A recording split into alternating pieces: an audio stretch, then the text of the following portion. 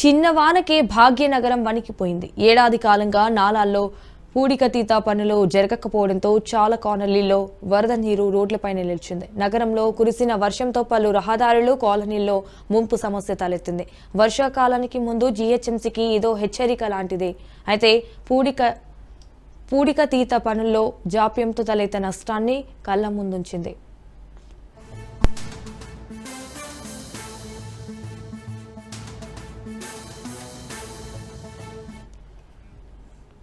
గ్రేటర్లో నాలాల పూడికతీత పనులు నామకే వాస్తేగా నిర్వహిస్తున్నారు. 3 ఏళ్లుగా ఇదే పరిస్థితి కొనసాగుతుండటంతో చాలా నాలాల్లో చెత్త, బురద, పిచ్చి మొక్కలు పేరుకుపోయాయి. దీంతో మురుగు స్లోగా వెళ్తోంది. అయితే గతంలో వచ్చిన వరదలతో నాలాలు పూడికతీత పనులు నిరంతరం చేస్తామని అధికారులు ప్రకటించినా ఎక్కడా జరగడం లేదు.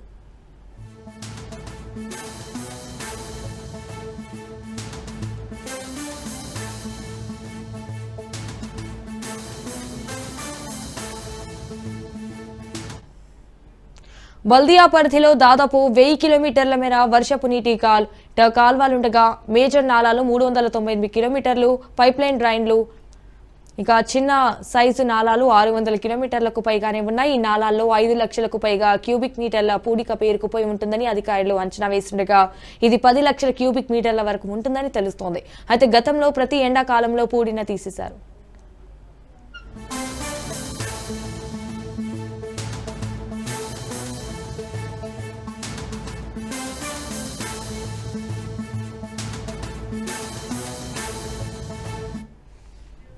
మూడేండ్లుగా రెగ్యులర్గా పనులు చేయకపోవడంతో పూడిక భారీగా పేరుకుపోయింది. చాలా చోట్ల చెట్లు, పిచ్చి మొక్కలు పెరిగాయి. వరద వస్తే వెళ్లేందుకు దారి కూడా లేదు. ఇక ఇండ్లలో నుంచి వచ్చిన డ్రైనేజ్ వాటర్ కూడా సాఫీగా వెళ్లడం లేదు. ఏటా వీటి పూడికతీత కోసం బల్దియా 40 కోట్ల నుంచి 55 కోట్ల వరకు ఖర్చు చేస్తున్నామని చెప్తుండగా ఒక్క నాలా కూడా క్లీన్ గా కనిపించడం లేదు.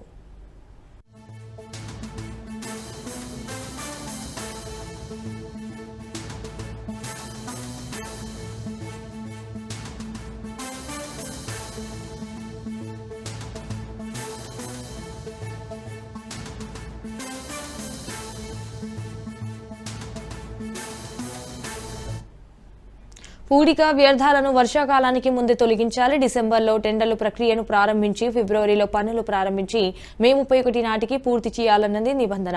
వర్షాకాల సన్నద్ధతలో అదే కీలకం.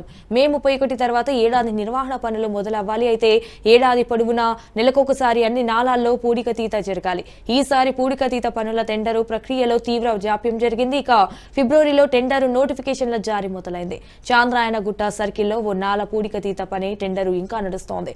బార్కస్, లలితబాగ్, ఉప్పగూడ, జంగంమెట్ ప్రాంతాల మీదుగా ప్రవహించే వరద నాలాల టన్నుల కొద్దీ వ్యర్థాలు పేరుకుపోయాయి. గతేడాది కూడా ఆయా కాలనీల్లో ముంపు తలెత్తింది.